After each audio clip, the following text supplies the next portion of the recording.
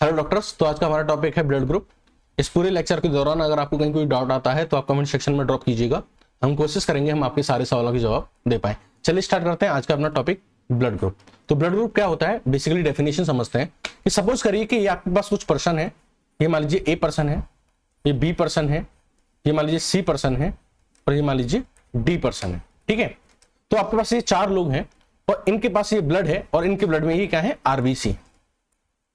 तो blood group basically क्या होता है कि किसी भी इंसान का जो ब्लड है उसको हम कुछ ग्रुप्स में डालते हैं। क्या डालते हैं? कुछ ग्रुप्स में डिवाइड कर देते हैं, कुछ कैटेगरीज में डिवाइड कर देते हैं, इस बेसिस पे कि उनके अंदर कौन सा एंटीजन पाया जा रहा है।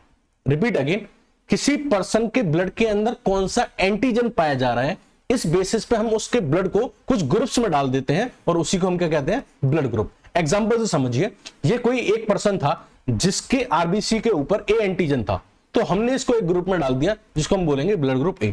मान लीजिए कोई दूसरा पर्सन था और इसके ब्लड में आरबीसी के अंदर बी एंटीजन था, आरबीसी के ऊपर क्या था, बी एंटीजन था, तो हमने इसे एक दूसरे ग्रुप में डाल दिया कि ये बी ब्लड ग्रुप है। ठीक है, मान लीजिए कोई तीसरा पर्सन हमें मिला जिसकी आरबीसी के ऊपर दोनों एंटीजन थे, तो हमने कह दिया कि इसको हम एक ग्रुप में डाल देते हैं जिसको हम बोलते हैं A B blood group. Now fourth person की बारे में बात करते हैं। फोर्थ पर्सन जो था उसके जो आरबीसी थी, मान लीजिए उसमें कोई भी एंटीजन नहीं था। क्या था? कोई भी एंटीजन नहीं था। तो इसकी आरबीसी पे अगर कोई एंटीजन नहीं था तो हम कह देते हैं कि ये ओ ब्लड ग्रुप है। ये पर्सन क्या है? ओ ब्लड ग्रुप है। तो हम यहाँ क्या कर रहे हैं, हम यहाँ क्या कर रहे हैं, बेसिकली हम पर्सन के ब्लड को ग्रुप्स में डिवाइड कर रहे हैं। किसी भी पर्सन के ब्लड को ग्रुप्स में डिवाइड कर रहे हैं on the basis of presence और एब्सेंस ऑफ एंटीजन, क्योंकि आरबीसी के ऊपर या ब्लड के अंदर कौन सा एंटीजन प्रेजेंट है, इस बेसिस पे क्या कर रहे हैं, हम उनको ग्रुप्स में डिवाइड कर रहे हैं और उन ग्रुप्स को हम क्या बोलते हैं, ब्लड ग्रुप बोलते हैं। बात समझ में आ गई? अब इस ब्लड ग्रुप की जो डिस्कवरी की थी वो बेसिकली की थी कार्ल एंड स्टीनर ने। किसने डिस्कवरी की थी? कार्ल एंड स्टीनर ने डिस्कवरी की थी और उन्होंने अपने कुछ लॉज दिए थे। ठीक है, उन्होंने क्या दिए थे? लॉज दिए थे। देखो लॉज क्या होते हैं, लॉज वो होते हैं जो यूनिवर्सली फॉलो हो। लॉ की कंडीशन क्या है, किसी भी स्टेटमेंट को लॉ तब कहा जाएगा जब ये यूनिवर्सली क्या हो, फॉलो हो। तो अपने टाइम पे कार्ल एंड स्टीनर ने अपने टाइम पे जो भी पढ़ा था या जो भी देखा था या जो भी डिस्कवरीज की थी उसके बेसिस पे उन्होंने दो स्टेटमेंट दिए और उनको कहा कि ये मेरे लॉ हैं। तो लैंड स्टीनर के क्या दो लॉ थे वो समझिए। पहला जो लॉ इन्होंने दिया था उसमें इन्होंने कहा था कि जैसे कि मान लीजिए ये कोई पर्सन है, ये कोई पर्सन है, ठीक है, ये कोई पर्सन है और इसके ये आरबीसी है और इसकी आरबीसी पे मान लीजिए कोई एंटीजन प्रेजेंट है। सपोज करिए कह देते हैं हम कि इसकी आरबीसी के ऊपर ए एंटीजन प्रेजेंट है। तो इन्होंने कहा था कि अगर मेरे ब्लड के आरबीसी के ऊपर अगर ए एंटीजन है तो इसकी जो करस्पॉन्डिंग एंटीबॉडी होती है स्मॉल ए, ये इस ब्लड में एब्सेंट होनी चाहिए। कहने का मतलब है पहले लॉ में इन्होंने कहा था कि अगर मेरे ब्लड की आरबीसी के अंदर या ब्लड के अंदर अगर कोई एंटीजन है, कोई भी एंटीजन है, तो उसकी सेम करस्पॉन्डिंग जो एंटीबॉडी होती है वो एब्सेंट होनी चाहिए। यानी ए ब्लड ग्रुप है तो ए एंटीबॉडी नहीं होनी चाहिए। मान लीजिए किसी के अंदर बी ब्लड ग्रुप है तो बी एंटीबॉडी नहीं होनी चाहिए। अगर किसी के अंदर दोनों ब्लड ग्रुप है, ए भी है और बी भी है, तो इनके अंदर ना तो ए होनी चाहिए और ना ही बी होनी चाहिए। बात समझ में आ गई?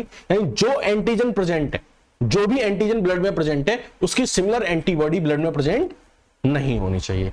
यह कार्ल एंड स्टीनर का पहला लॉ था। देखिए दूसरे लॉ में क्या कहा था इन्होंने, दूसरे लॉ में क्या कहा था, ध्यान से सुनिएगा। दूसरे लॉ में इन्होंने कहा था कि सपोज करिए कि ये मान लीजिए एक पर्सन की आरबीसी है, ये एक पर्सन की आरबीसी है और ये किसी दूसरे पर्सन का ब्लड है। ये किसी एक पर्सन का ब्लड है, ये किसी दूसरे पर्सन का ब्लड है। ठीक है, और ये एक आरबीसी है, ये क्या है, आरबीसी। ये दोनों पर्सन की क्या है, आरबीसी। ये आरबीसी, ये आरबीसी। देखो हम दोनों लॉज को एक साथ समझेंगे, दोनों लॉज को अब हम एक साथ समझेंगे। पहले लॉ में इन्होंने क्या कहा था, पहले लॉ में इन्होंने कहा था कि मान लीजिए सपोज करिए कि आरबीसी के ऊपर कोई एंटीजन है, मान लीजिए हम आरएच बोल देते हैं कि आरएच एंटीजन है। तो पहले लॉ में इन्होंने कहा था कि अगर ये एंटीजन है तो इसकी जो करस्पॉन्डिंग एंटीबॉडी होनी चाहिए, यानी एंटीबॉडी जो होनी चाहिए वो क्या होनी चाहिए, एब्सेंट होनी चाहिए। यही तो हमने बताया कि जो एंटीजन है उसकी जो करस्पॉन्डिंग एंटीबॉडी है वो क्या होनी चाहिए, एब्सेंट होनी चाहिए। ये तो था पहला लॉ।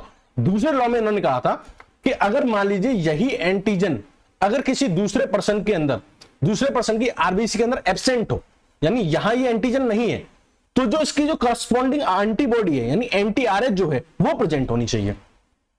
जस्ट उल्टा, ध्यान से सुनिएगा। पहले केस में कह रहे हैं कि अगर एंटीजन है, अगर किसी आरबीसी के ऊपर कोई पर्टिकुलर एंटीजन है तो उसकी करस्पॉन्डिंग एंटीबॉडी क्या होनी चाहिए, एब्सेंट होनी चाहिए। और दूसरे में कह रहे हैं कि अगर एंटीजन एब्सेंट है, अगर एंटीजन एब्सेंट है तो एंटीबॉडी प्रेजेंट होनी चाहिए। कहने का मतलब पहले में कह रहे हैं कि अगर एंटीजन प्रेजेंट है तो करस्पॉन्डिंग एंटीबॉडी क्या होनी चाहिए, करस्पॉन्डिंग एंटीबॉडी क्या होनी चाहिए, एब्सेंट होनी चाहिए। क्या होनी चाहिए, एब्सेंट होनी चाहिए। और दूसरे में कह रहे हैं कि अगर एंटीजन एब्सेंट है, एंटीजन एब्सेंट है तो उसकी जो करस्पॉन्डिंग एंटीबॉडी है वो प्रेजेंट होनी चाहिए। वो क्या होनी चाहिए, प्रेजेंट होनी चाहिए। तो दोनों लॉ समझ में आ गए, दोनों लॉ समझ में आ गए क्या लैंडस्टीनर के। देखिए जो पहला वाला है वो तो आज भी वैलिड है, लेकिन जो दूसरा वाला जो है ये लॉ नहीं है, ये सिर्फ एक स्टेटमेंट है। कुछ लोग इसको फॉलो कर सकते हैं, कुछ को इसको फॉलो नहीं करते। जैसे कि हम आरबीसी हमने जो आरएच एंटीजन लिया था इसी का केस लें तो ये फॉलो नहीं होता है। अगर किसी की आरबीसी के अंदर अगर मान लीजिए ये आरएच एंटीजन प्रेजेंट नहीं है, आरएच एंटीजन प्रेजेंट नहीं है, तो उसका जो एंटी आरएच है वो भी प्रेजेंट नहीं होता है। यानी कि जो पहला वाला लॉ है वो तो फॉलो हो रहा है, लेकिन दूसरा वाला लॉ हर जगह फॉलो हो ये जरूरी नहीं है, ये जरूरी नहीं है। ये कहां फॉलो होता है, दूसरा वाला अगर हम बात करें, दूसरा वाला फॉलो होता है ओ ब्लड ग्रुप के केस में। किस ब्लड ग्रुप के केस में, ओ ब्लड ग्रुप के केस में। क्योंकि जो ओ ब्लड ग्रुप होता है वो तब होता है जब ना तो आपके अंदर ए एंटीजन हो, ना ही आपके अंदर क्या हो, बी एंटीजन हो। जब आपके अंदर दोनों ही एंटीजन नहीं होते तो हम उसको कहते हैं ओ ब्लड ग्रुप। लेकिन अगर ऐसे इंसान की अगर हम ब्लड देखें, ऐसे इंसान का हम अगर ब्लड देखें तो उसके अंदर एंटीबॉडी दोनों प्रेजेंट होती है, यानी ए एंटीबॉडी भी प्रेजेंट होती है, बी एंटीजन भी प्रेजेंट होती है। यानी कि ये वाला केस यहां पॉसिबल है ओ ब्लड ग्रुप के केस में कि ना तो ए एंटीजन है ना बी एंटीजन है, फिर भी दोनों एंटीबॉडी पाई जा रही है, यानी एंटीजन एब्सेंट है, एंटीबॉडी प्रेजेंट है। लेकिन अगर आप आरएच के केस में देखो तो आरएच के केस में ये वैलिड नहीं है। वहां अगर आरएच एंटीजन एब्सेंट होता है, आरएच एंटीजन क्या होता है, एब्सेंट होता है, और आरएच एंटीबॉडी भी क्या होती है, एब्सेंट होती है। आरएच एंटीबॉडी भी क्या होती है, एब्सेंट होती है, यानी दोनों ही एब्सेंट होता है। तो दूसरा वाला ये एक स्टेटमेंट है जो कभी कभी फॉलो हो सकता है, कभी नहीं हो सकता, तो उसको हम लॉ नहीं कहते। ठीक है, अब हम बात करें अब तक अगर हम बात करें तो 30 मेजर ब्लड ग्रुप डिस्कवर हुए हैं, ठीक है, and thousands minor blood group discover हुए हैं। ठीक है, तो जो लैंडस्टीनर ने डिस्कवर किए थे वो दो मेन ब्लड ग्रुप डिस्कवर किए थे, जिसका नाम है एबीओ ब्लड ग्रुप सिस्टम और RH factor blood group system. ठीक है, तो ये दो मेन ब्लड ग्रुप सिस्टम है जो लैंडस्टीनर ने डिस्कवर किए थे। अब हम ये क्यों पढ़ रहे हैं, बेसिकली अगर मान लीजिए किसी भी पर्सन को एनीमिया हो जाता है, एक्सीडेंट हो जाता है, ब्लड लॉस हो जाता है, बॉडी में ब्लड की कमी हो जाती है, तो उसमें ब्लड ट्रांसफ्यूजन किया जाता है। ब्लड ट्रांसफ्यूजन मतलब ब्लड ट्रांसफर किया जाता है उसके अंदर। तो जब हम ब्लड ट्रांसफ्यूजन करते हैं तो ऐसा नहीं होता हम किसी भी पर्सन का ब्लड किसी भी पर्सन को दे सकते हैं। उससे पहले हमें क्या करना पड़ता है, कुछ कंपेटेबिलिटी चेक करनी होती है कि ये इस इंसान को देना ठीक है कि नहीं। नहीं तो क्या हो जाता है कि ब्लड क्लम्प कर जाते हैं, ब्लड की जो आरबीसी है वो क्लम्प कर जाती है और पर्सन की डेथ हो जाती है। तो ब्लड ट्रांसफ्यूजन करने से पहले ये दो मेजर ब्लड ग्रुप सिस्टम है जिनको हमें चेक कर लेना चाहिए। उसमें से एक है एबीओ ब्लड ग्रुप सिस्टम और एक है आरएच फैक्टर सिस्टम। ये हमारे ब्लड ट्रांसफ्यूजन में क्या करता है, हेल्प करता है। इसकी हेल्प से हम क्या करते हैं, ब्लड ट्रांसफ्यूजन करते हैं। एक एक करके हम दोनों ब्लड ग्रुप सिस्टम को बहुत डिटेल में समझेंगे। सबसे पहले स्टार्ट करते हैं हम किसको, एबीओ ब्लड ग्रुप सिस्टम को। देखो एबीओ ब्लड ग्रुप सिस्टम जो है ये बेस्ड है कि आपका जो ये ब्लड है और ब्लड के अंदर ये जो आरबीसी है, इस आरबीसी के सरफेस पे एंटीजन प्रेजेंट है कि नहीं, और कौन सा एंटीजन प्रेजेंट है। ठीक है, अगर मान लीजिए आपकी आरबीसी के अंदर ए एंटीजन प्रेजेंट होता है, आरबीसी के सरफेस पे ए एंटीजन प्रेजेंट होता है, तो हम ये कह देते हैं कि ये ए ब्लड ग्रुप है। अगर मान लीजिए आपकी आरबीसी के ऊपर बी ब्लड ग्रुप होता है, कौन सा होता है, बी ब्लड ग्रुप होता है, तो हम कह देते हैं कि आपका पर्सन क्या है, बी ब्लड ग्रुप का है। लेकिन अगर मान लीजिए आरबीसी के ऊपर अगर दोनों एंटीजन प्रेजेंट हो तो हम ये कह देंगे कि जो पर्सन है उसका ब्लड ग्रुप क्या है, ए बी ब्लड ग्रुप का है। लेकिन मान लीजिए अगर पर्सन की आरबीसी के ऊपर ना तो ए ब्लड ग्रुप है ना ही बी ब्लड ग्रुप है, दोनों में से कोई ब्लड ग्रुप नहीं है, तो हम कह देंगे कि ये पर्सन क्या है, ओ ब्लड ग्रुप का है। किसका है, ओ ब्लड ग्रुप का है। बात समझ में आ गई। देखो बेसिकली होता क्या है, जनरली जब किसी पर्सन का ब्लड ग्रुप ओ होता है, यानी ना तो उसके पास ए एंटीजन है ना ही क्या है, बी एंटीजन है, तो उसके पास एक दूसरा एंटीजन होता है जिसको बोलते हैं एच एंटीजन। ठीक है, एच एंटीजन, ध्यान से सुनना इस एच एंटीजन की कहानी। जब किसी भी पर्सन की आरबीसी पे ए एंटीजन नहीं होता, बी एंटीजन नहीं होता, तो हम उस पर्सन के ब्लड ग्रुप को क्या बोलते हैं, ओ ब्लड ग्रुप कहते हैं। और हम ऐसा मानते हैं कि उस पर्सन के जो आरबीसी की जो सरफेस है उसमें कोई एंटीजन नहीं है। बेसिकली अगर आप देखें तो उस पर एंटीजन प्रेजेंट होता है, और उस एंटीजन का नाम होता है एच एंटीजन। ठीक है, देखो यूजुअली होता क्या है कि ये जो एच एंटीजन है ये सबके पास होता है, चाहे पर्सन का ब्लड ग्रुप ए हो, चाहे बी हो, चाहे ए बी हो, और चाहे O हो, यानी पर्सन का ब्लड ग्रुप कुछ भी हो, H एंटीजन तो हमेशा प्रेजेंट होगा, H एंटीजन तो हमेशा प्रेजेंट होगा। और इंपॉर्टेंट बात ये है कि जो H एंटीजन है यही कन्वर्ट होता है A ब्लड ग्रुप में, यही कन्वर्ट होता है B ब्लड ग्रुप में, और यही कन्वर्ट होता है AB ब्लड ग्रुप में। बात समझ में आ गई? यही आगे चल के A blood group, B blood group और AB ब्लड ग्रुप बनाता है। देखो मान लीजिए कि ये कोई आरबीसी का सरफेस है, सपोज करिए कि ये कोई आरबीसी का सरफेस है, ठीक है, और यहां पे ये H एंटीजन प्रेजेंट है। ये क्या प्रेजेंट है? H एंटीजन प्रेजेंट है। अब इस H एंटीजन के पास कौन सी प्रोटीन जाके जुड़ती है या क्या कौन सा सब्सटेंस जाके जुड़ता है, इस बात पे डिपेंड करता है कि ये A एंटीजन में कन्वर्ट होगा या B एंटीजन में कन्वर्ट होगा या फिर AB एंटीजन में कन्वर्ट होगा। मान लीजिए इस H से मान लीजिए कोई चीज X है, वो जाके जुड़ती है तो ये कन्वर्ट हो जाता है A ब्लड ग्रुप में। मान लीजिए इस H से मान लीजिए कोई Y नाम की कोई चीज है, वो जुड़ती है तो ये कन्वर्ट हो जाता है B ब्लड ग्रुप में। मान लीजिए इस H एंटीजन से दोनों ही जुड़ जाएं, X प्लस Y दोनों ही सबस्टेंस जुड़ जाएं तो ये कन्वर्ट हो जाता है AB ब्लड ग्रुप में। और मान लीजिए इस H एंटीजन से अगर कुछ नहीं जुड़ता है तो ये कन्वर्ट हो जाता है O ब्लड ग्रुप में। तो बात समझ में आ गई? H एंटीजन तो प्रेजेंट होता ही है और ये H एंटीजन ही कन्वर्ट होता है ब्लड ग्रुप्स में, चाहे वो A ब्लड ग्रुप हो, चाहे B ब्लड ग्रुप हो, चाहे AB हो, ठीक है। इस H एंटीजन से कौन सा प्रोटीन या कौन सा शुगर या कौन सा सब्सटेंस जाके जुड़ेगा, ये डिटरमाइन करेगा कि ब्लड ग्रुप क्या होने वाला है। तो यूजुअली H एंटीजन तो प्रेजेंट होता ही होता है, ये कन्वर्ट होता है A और B एंटीजन में, ठीक है। अगर मान लीजिए अगर ये कन्वर्ट नहीं होता है, इससे कोई भी सब्सटेंस बाइंड नहीं करते, तो क्या हो जाता है? ब्लड ग्रुप O हो जाता है। अब ये H एंटीजन क्या होता है, ये कैसे बनता है, इसको थोड़ा डिटेल में समझते हैं, ठीक है। चलिए अब समझते हैं कहानी H एंटीजन की। तो H एंटीजन क्या होता है? बेसिकली ये प्रीकर्सर होता है किसका? एंटीजन A का और एंटीजन B का। मैंने आपको बताया था अभी थोड़ी देर पहले कि कोई भी ब्लड ग्रुप हो, कोई सा भी ब्लड ग्रुप हो, सबका फॉर्मेशन कहां से होना है? H से, H एंटीजन से। H एंटीजन के साथ क्या बाइंड करेगा, वही डिटरमाइन कर देगा ब्लड ग्रुप क्या होगा। तो H एंटीजन बेसिकली क्या है? प्रीकर्सर है किसका? एंटीजन A का और एंटीजन B का, ठीक है। अब अगर ये एंटीजन A और एंटीजन B का प्रीकर्सर है तो क्या ये AB ब्लड ग्रुप सिस्टम का प्रीकर्सर है? क्योंकि मैंने आपको क्या बताया था अभी थोड़ी देर पहले कि जो AB ब्लड ग्रुप सिस्टम है वो किस पर बेस्ड है कि एंटीजन कौन से प्रेजेंट है, एंटीजन A प्रेजेंट है या एंटीजन B प्रेजेंट है। और एंटीजन A होगा या B होगा ये किस पर डिपेंड है? H एंटीजन पे।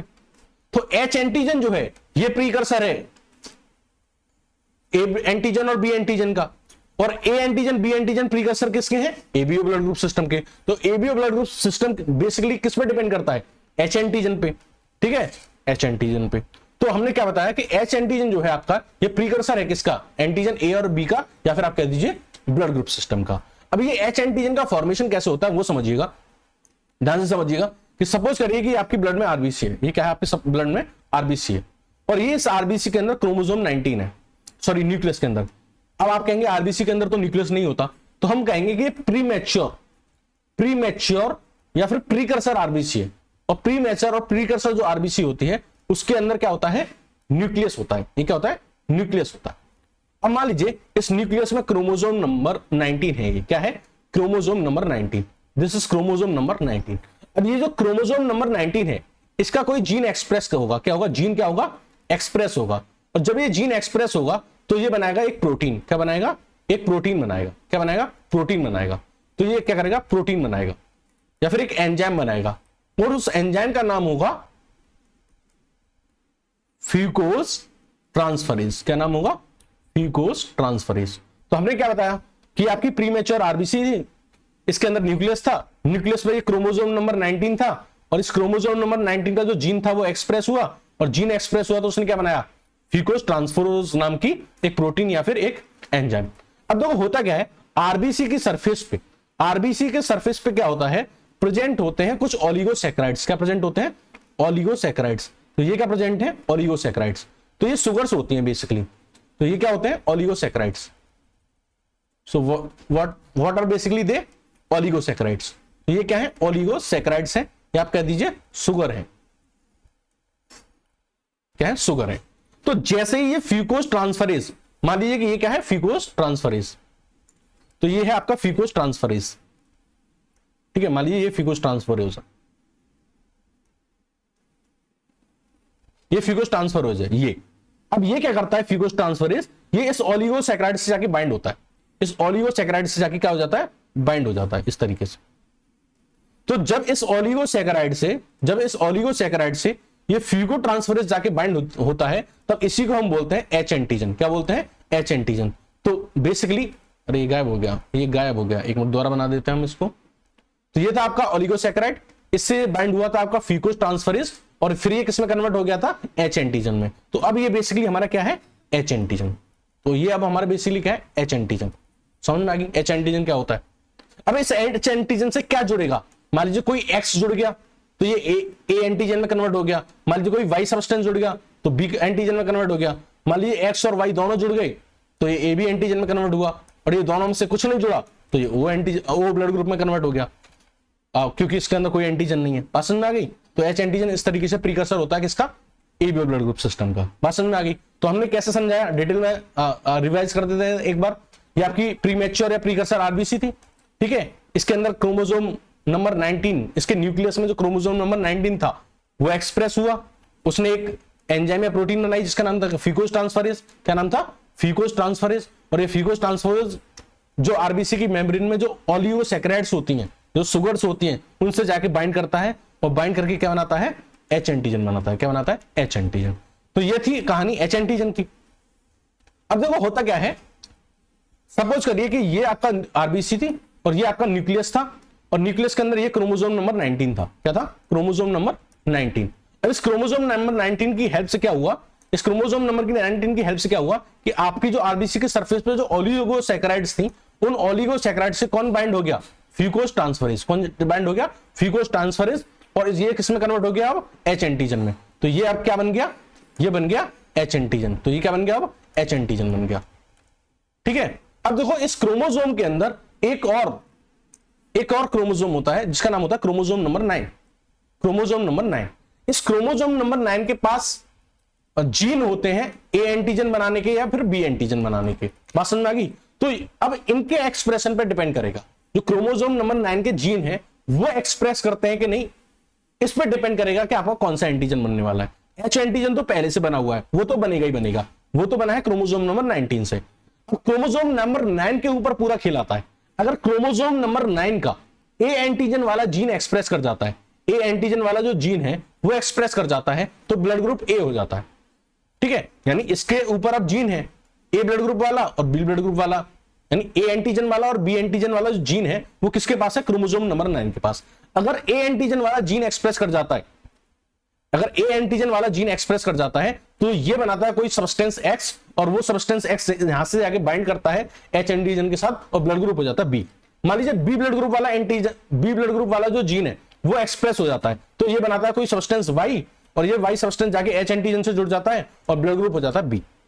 अगर मान लीजिए दोनों ही एक्सप्रेस कर जाते हैं तो दोनों ही सब्सटेंस बनते हैं एक्स और वाई, और दोनों जाके जुड़ जाते हैं एच एंटीजन से और ब्लड ग्रुप बन जाता है ए बी।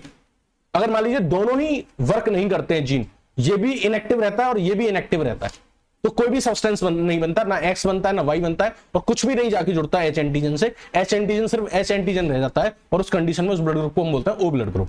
बात समझ में आ गई। तो किसी पर्सन का क्या ब्लड ग्रुप होगा ये एच एंटीजन पे डिसाइड नहीं करता, एच एंटीजन से क्या सब्सटेंस आके जुड़ने वाला है उस पर डिसाइड करता है, और क्या सब्सटेंस जुड़ने वाला है ये डिपेंड करता है कि क्रोमोसोम नंबर 9 का जो जीन है वो किस एंटीजन का जो जीन है वो एक्टिव रहता है। अगर एच एंटीजन के साथ साथ ए एंटीजन एक्टिव रहता है तो blood group A, B antigen का जीन एक्टिव रहता है तो ब्लड ग्रुप बी, दोनों ही जीन एक्टिव हो जाते हैं ब्लड ग्रुप ए के, एंटीजन ए के और एंटीजन बी के, तो ब्लड ग्रुप ए बी। और कोई भी जीन जो होता है वो एक्टिव नहीं होता, ना तो ए का जीन एक्टिव रहता है ना बी का जीन एक्टिव रहता है, तो ब्लड ग्रुप हो जाता है ओ, ठीक है। इसी चीज को हम डिटेल में समझते हैं कि कैसे एच एंटीजन जो होता है वो a blood group, ABO blood group का फॉर्मेशन करता है। इसी को हम डिटेल में समझते हैं। तो हमने आपको पहले बताया था कि आपका जो क्रोमोसोम नंबर 19 है, जो क्रोमोसोम नंबर 19 है ये एक्सप्रेस करता है, तो ये एक एंजाइम बनाता है जिसका नाम है फ्यूकोस ट्रांसफरेज। और ये फ्यूकोस ट्रांसफरेज जो होता है ये जाके अटैच होता है ओलिगोसैकेराइड से। ओलिगोसैकेराइड से मतलब वो शुगर जो आरबीसी के सरफेस पे या मेम्ब्रेन पे अटैच होती है।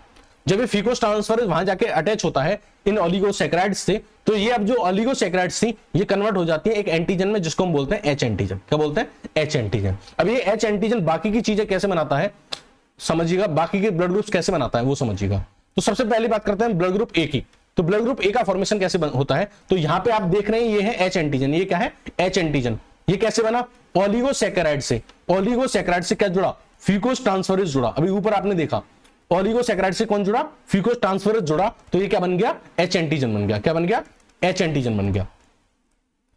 अब क्या होता है, आपके क्रोमोसोम के अंदर आरबीसी का जो न्यूक्लियस होता है उसके अंदर होता है एक क्रोमोसोम नंबर 9। इस क्रोमोसोम नंबर 9 का अगर जीन एक्सप्रेस कर जाता है, इस क्रोमोसोम नंबर का जो जीन है, क्रोमोसोम नंबर 9 पे जो जीन है अगर वो एक्सप्रेस कर जाता है और एक्सप्रेस करके बनाता है एक सबस्टेंस जिसका नाम है एन एसिटाइल ग्लूकोसामीन। क्या नाम है, एन एसिटाइल गैलेक्टोसामीन। अगर ये जीन एक्सप्रेस करके एन एसिटाइल गैलेक्टोसामीन बनाता है या फिर ट्रांसफरेज ए बनाता है, तो ये जो ट्रांसफरेज ए है ये अब जाके जुड़ जाएगा किसके साथ, इसी ओलिगोसैकेराइड के साथ जो पहले एच एंटीजन बना रहा था। यानी इस एच एंटीजन के साथ जाके जुड़ जाता है और इसको हम बोलते हैं ए एंटीजन। क्या बोलते हैं, ए एंटीजन। तो ए एंटीजन कैसे बनता है, आपको समझ में आ गया कि जो एच एंटीजन था पहले, जो क्या था पहले एच एंटीजन था, उस एच एंटीजन से ये एन एसिटाइल ग्लूकोगैलेक्टोसामीन जाके जब जुड़ता है तो ये क्या बनाता है, ब्लड ग्रुप ए बनाता है। बात समझ में आ गई। यानी क्रोमोसोम नंबर जो 9 है वो एक्सप्रेस करेगा, एक्सप्रेस करके बनाएगा एन एसिटाइल गैलेक्टोसामीन